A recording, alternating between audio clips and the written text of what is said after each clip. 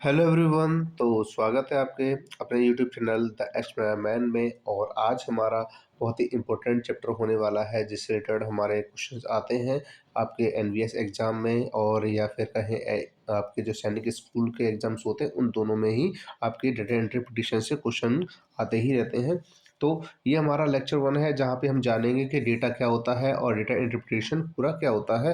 तो चलिए वीडियो को शुरू करते हैं और जानते हैं कि डेटा इंटरप्रिटेशन कैसे होता है और इसके क्वेश्चंस को हम किस तरीके से सॉल्व कर सकते हैं। तो पहले तो हम जानेंगे इसके बेसिक्स को। सबसे पहले हमारा क्वेश्चन ये आता है कि एक्चुअली में ना डेटा क्या होता है। सबसे पहली बात है कि डेटा क्या होता है। तो डेटा क्या होता है, डेटा क्या होता है, एक collection of numbers gathered to give some information is called data. There are two types of data, primary data and secondary data. तो यहाँ हम बात करें डेटा क्या, डेटा का एक्चुअली मीन्स है इंफॉर्मेशन। क्या है? इंफॉर्मेशन।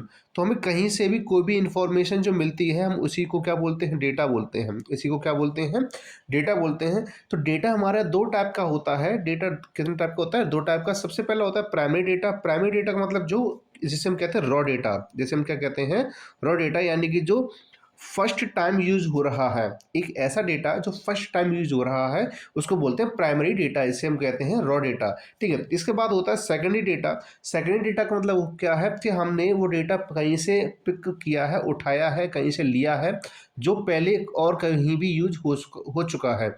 तो इस तरीके से ये हमारा होता है सेकेंडरी डेटा। तो इस तरीके से हम समझे कि डेटा क्या होता है, इंफॉर्मेशन होती है कहीं से भी ली गई, चाहे वो कॉलेज हो, स्कूल हो, या फिर आपके पॉपुलेशन सेंसस हो, या कुछ और भी ऐसी इंफॉर्मेशन इंडस्ट्री से रिलेटेड, या फिर कॉलेजेस बैंक्स वगैरह से रिलेटेड जो भी हो आपकी वो इंफॉर्मेशन वही डेटा कहलाती है। और जैसे मैंने बता दिया प्राइमरी डेटा को रॉ डेटा के नाम से भी जानते हैं, और सेकेंड डेटा जो आपका एक बार ऑलरेडी यूज हो चुका है या एक से ज़्यादा बार भी यूज हो चुका है। तो चलिए अब ये देखते हैं कि डेटा को हम किस किस तरीके से शो करा सकते हैं। तो देखिए जो डेटा होता है उसको रिप्रेजेंट करने के कई सारे मेथड होते हैं। तो उनमें से हम यहाँ पे जो एक्चुअली मेथड हमारे यूनिवर्सल मेथड हैं जो यूज किए जाते हैं हम उनको बताएंगे, और ये हमारे एग्जाम्स में इस रिलेटेड क्वेश्चन भी आते हैं। तो सबसे पहला होता है आपका पिक्टोग्राफ। क्या होता है? पिक्टोग्राफ होता है। पिक्टोग्राफ क्या होता है? Pictograph is the way of representing data using images pictures of object. यानी कि कोई भी ऑब्जेक्ट है, कोई भी ऑब्जेक्ट का जो इमेज है या पिक्चर्स को यूज करके हम क्या करते हैं, डेटा को रिप्रेजेंट करते हैं, उसे ही हम क्या कहते हैं, पिक्टोग्राफ कहते हैं। Each picture image stands for certain number of object. यानी कि हर पिक्चर का एक कोई ना कोई मीन्स होता है और कोई ना कोई एक नंबर को रिप्रेजेंट किया जाता है। यानी पिक्चर्स के द्वारा ही हम क्या करते हैं, नंबर को रिप्रेजेंट कर रहे होते हैं। ठीक है ना। और ये हमें क्वेश्चंस के आंसर्स को देने में बहुत ही ज़्यादा हेल्प करता है। ये बहुत ही इजी मेथड होता है। पिक्टोग्राफ एक ऐसा प्रोसेस है, एक ऐसा टाइप है जिससे डेटा को हम रिप्रेजेंट कर सकते हैं। बहुत ही इजी तरीके से अंडरस्टैंडेबल होता है, और इसके साथ साथ ही ये क्या करता है, हम इसको कोई भी इसे आसानी से समझ सकता है। तो जैसा कि आपकी स्क्रीन पर देखा जा सकता है कि Rajesh was asked to find the number of students playing different games in school. The information collected by him as follows. तो यहाँ पे जो एक लड़का है राजेश नाम का, कौन है? राजेश नाम का लड़का है। वो डिफरेंट डिफरेंट जो गेम्स हैं उनके बारे में, उनके स्टूडेंट्स के बारे में इंफॉर्मेशन कलेक्ट कर रहा है। वो खुद इसको कलेक्ट कर रहा है, यानी कि वो इस इंफॉर्मेशन को फर्स्ट टाइम यूज़ कर रहे हैं, रॉ डेटा को यूज़ कर रहा है। जैसे कि यहाँ पे क्या है, फुटबॉल है, फुटबॉल के 40 स्टूडेंट्स हैं, क्रिकेट के 30 स्टूडेंट्स हैं, बास्केटबॉल के 20 स्टूडेंट्स हैं, बैडमिंटन के 10 स्टूडेंट्स हैं। लेकिन अगर मैं इस तरीके से रिप्रेजेंट करूंगा तो मुझे शायद कन्फ्यूजन होगी, इसके साथ आपको भी कन्फ्यूजन होगी आपको डेटा को ऑब्जर्व करने में। तो हमने क्या किया, हमने मान लिया कि एक जो पिक्चर है उस पिक्चर हमने बनाई, क्रिएट की, और उस एक पिक्चर में क्या किया हमने, एक 10 स्टूडेंट्स को रख दिया। एक पिक्चर का मतलब क्या हुआ, अगर मैं एक पिक्चर बनाता हूं तो इसका मतलब वहां पे 10 स्टूडेंट्स की पिक्चर वो एक साथ बन रही है। तो जैसे कि मैं बात करूं फुटबॉल, फुटबॉल कितने स्टूडेंट्स खेलते हैं, 40 स्टूडेंट्स खेलते हैं। अब 40 स्टूडेंट्स को मैं अलग अलग वन बाई वन तो नहीं लिख सकता मैं। तो मैंने क्या किया, एक इमेज क्रिएट की मैंने, और उस इमेज का मतलब रखा मैंने कि यहाँ पे एक इमेज बना दूंगा तो 10 स्टूडेंट कंप्लीट हो जाएंगे। तो यहाँ पे 40 है, 40 में अगर मैं 10 से डिवाइड कर दूँ, 40 में अगर मैं क्या कर दूँ 10 से डिवाइड कर दूँ तो क्या हो जाएगा, आपकी जो भी टोटल नंबर निकल के आएगा, जो भी कोटिएंट आपका निकल के आएगा, वही उतना पता चल जाएगा कि इतनी ही हमें इमेज बनानी है। अगर आपको ये पता करना है कि हमें इमेज कितनी बनानी है, तो इमेज के बराबर जो नंबर दिया गया था आप टोटल में क्या कर दीजिए, डिवाइड कर दीजिए, और डिवाइड करने पर हमें जो भी आंसर आएगा हमें उतनी ही इमेज बनानी होंगी। तो हमें कितनी इमेज बनानी है, 4। तो 1 2 3 4। इसके बाद हम बात करें दूसरा वाला, क्रिकेट। क्रिकेट को पसंद करने वाले कितने हैं, 30 बच्चे हैं। तो अगर मैं 30 में अगर 10 का भाग देता हूँ या 10 का डिवाइड करता हूँ तो मेरे पास कितना आएगा, 3 आ जाएगा। तो इसका मतलब ये है कि क्रिकेट में कितनी इमेजेस बनेंगी, आपकी 3 इमेजेस बनेंगी। कितनी इमेजेस बनेंगी, 3 इमेजेस बनेंगी, ठीक है।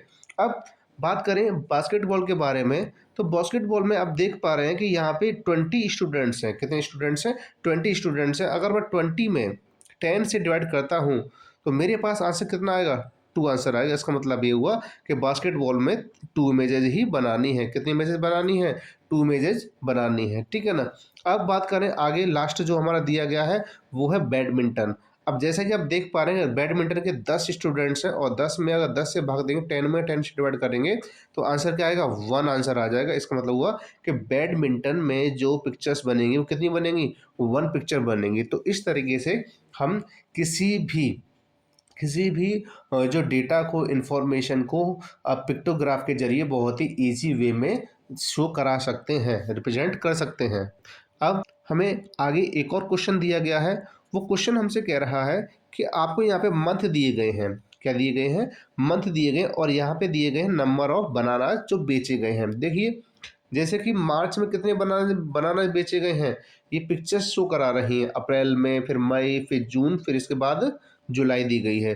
तो यहाँ पे एक पिक्चर का मीन्स है कि आपको 5 डजन, एक पिक्चर मतलब 5 डजन बनानाज हैं। और जैसा कि आप जानते हैं कि एक डजन में कितने होते हैं, 12 होते हैं। 1 डजन इज इक्वल टू कितना होते हैं, 12। यानी कि एक डजन की बात करिए तो कितने आ जाएंगे, 12 आ जाएंगे। कितने आ जाएंगे, 12।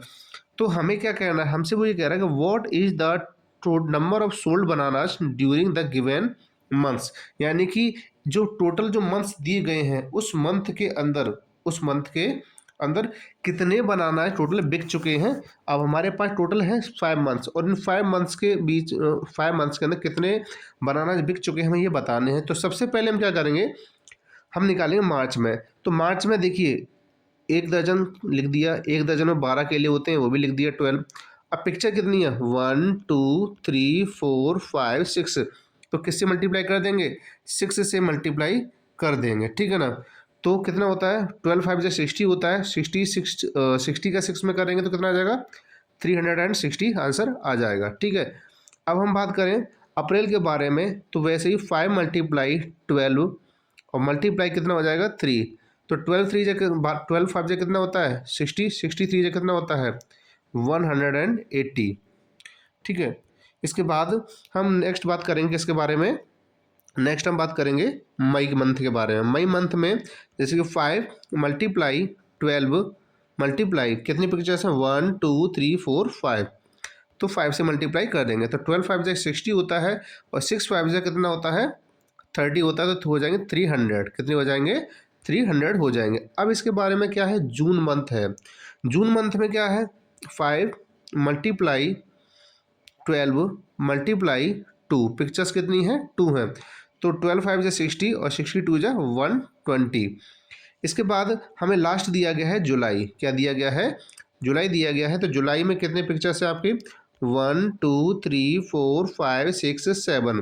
तो 5 मल्टीप्लाई 12 मल्टीप्लाई 7, तो कितना हो जाएगा, 12 5 से कितना होता है, 60, और कितना 420 हो जाएगा। अब इनको हमें क्या करना है, प्लस कर देना है। सभी को क्या कर देना है, प्लस कर देना है। और जब हम इनको प्लस करेंगे, इन सभी वैल्यूज को, हमें जो आंसर आए हैं इन सभी को जब हम प्लस करेंगे तो हमारे पास कितना आंसर आएगा, हमारे पास आंसर आ जाएगा 1380, यानी कि 1380 यानी 1380। तो टोटल इन 5 महीनों के अंदर 1380 बनानाज बिक गए हैं, बिक चुके हैं। तो इसका मतलब कितना है, ऑप्शन नंबर 1 इसका आंसर हो जाएगा। तो आई होप कि आपको यहाँ पे पिक्टोग्राफ समझने में कोई भी दिक्कत नहीं रही होगी। अब हम आगे बढ़ते हैं। नेक्स्ट इसमें है बार ग्राफ। नेक्स्ट क्या है इसमें, बार ग्राफ है। तो बार ग्राफ को जैसे हम समझते हैं, बार ग्राफ को ये आपको पिक्चर शो हो रही है बार ग्राफ के लिए। तो बार ग्राफ एक्चुअली क्या, ये एक पिक्टोरियल रिप्रेजेंटेशन और numerical data in the form of rectangles of equal width and varying heights. तो यहाँ पे बार्स का यूज किया जाता है। किसका यूज किया जाता है, बार्स का यूज किया जाता है। और यही बार्स की वजह से क्या कहते हैं, इसको हम बार ग्राफ कहते हैं। क्या कहते हैं, बार ग्राफ कहते हैं। तो यहाँ पे जो शो होता है वो आपका एक्स एक्सिस होता है, और यहाँ पे जो शो होता है वो आपका वाई एक्सिस होता है। तो यहाँ पे हम इस तरीके से डेटा को शो कराते हैं, जैसे बार ग्राफ या फिर बार डायग्राम भी इसको कह सकते हैं। तो ये हमारा रिप्रेजेंट करने का तरीका, हम इसे वर्टिकली भी शो करा सकते हैं और हम इसे हॉरिजॉन्टली भी शो करा सकते हैं, दोनों ही तरीके से करा सकते हैं, ठीक है ना। तो जैसे कि इसमें दिया गया number of employees over the years 2001 to 2005। तो यहाँ पे 5 साल का डेटा दिया गया है थाउजेंड्स में, कि आपके 2001 में जो नंबर ऑफ एम्प्लॉय थे वो 2500 थे। 2012 में 3000 एम्प्लॉय थे। 2003 में 3500 एम्प्लॉयज़ थे। और 2004 में 4000 एम्प्लॉयज़ थे। इसके बाद लास्ट जो हमारा 2005 है उसमें आपके कितने थे, 5000 आपके एम्प्लॉयज़ थे। तो इस तरीके से हम डेटा को शो करा सकते हैं, ठीक है। इसके बाद ये क्या है, बार ग्राफ के बाद हम आगे बढ़ते हैं। नेक्स्ट हमारा है हिस्टोग्राफ। क्या है हमारा नेक्स्ट, हिस्टोग्राफ है, ठीक है। हिस्टोग्राफ को क्या, हिस्टोग्राफ से मतलब क्या, देखिए दोनों हमें सेम टू सेम दिखाई दे रहे हैं, दोनों का मतलब क्या है, सेम टू सेम ही दिखाई दे रहे हैं। लेकिन इसमें क्या होता है कि बार ग्राफ के अंदर क्या होता है, स्पेस होता है। बार ग्राफ के अंदर क्या होता है, स्पेस होता है। लेकिन जो हिस्टोग्राफ होते हैं उनमें स्पेस नहीं होता है। उनमें स्पेस क्या नहीं होता है, स्पेस नहीं होता है, ठीक है ना। तो हिस्टोग्राफ, जैसे कि हम बार ग्राफ में डेटा को शो कराते हैं उसी तरीके से हम हिस्टोग्राफ में भी डेटा को शो कराते हैं। जैसे कि यहाँ पे दिया गया number of hours TV watched per day, यानी प्रत्येक दिन जो टीवी कितने घंटे टीवी देखी गई है वो बताया गया है। और नंबर ऑफ स्टूडेंट्स आपको यहाँ दिए गए हैं वर्टिकली। तो 1 घंटा देखने वाले, 1 से 2 घंटे देखने वाले स्टूडेंट्स कितने हैं, 4 स्टूडेंट्स हैं, ठीक है। वहीं 2 से 3 घंटे देखने वाले कितने स्टूडेंट हैं, 8 स्टूडेंट्स हैं। 3 से 4 घंटे देखने वाले कितने स्टूडेंट हैं, 22 स्टूडेंट्स हैं।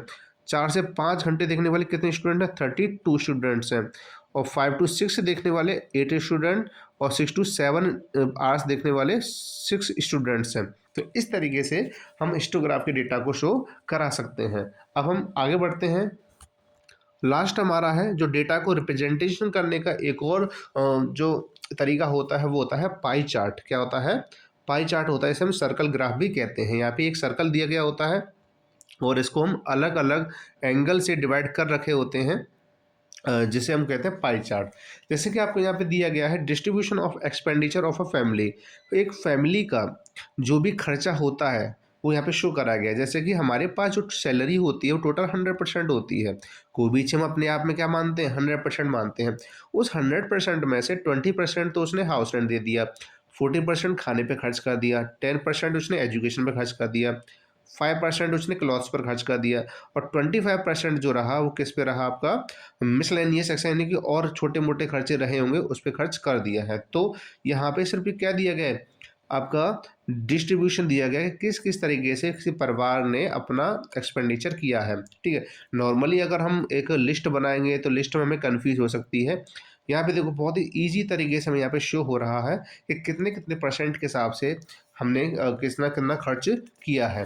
तो इस तरीके से हमने यहाँ पे ये जाना कि हम किस तरीके से डेटा को रिप्रेजेंट कर सकते हैं। तो अब हम मिलते हैं नेक्स्ट वीडियो में, और नेक्स्ट वीडियो हम क्वेश्चन सॉल्व करेंगे। किन किन बेस पर सॉल्व करेंगे, सबसे पहले हमने क्या किया था, पिक्टोग्राफ सॉल्व किया था, ठीक है ना। पिक्टोग्राफ के बाद क्या है आपका बार ग्राफ, हिस्टोग्राफ,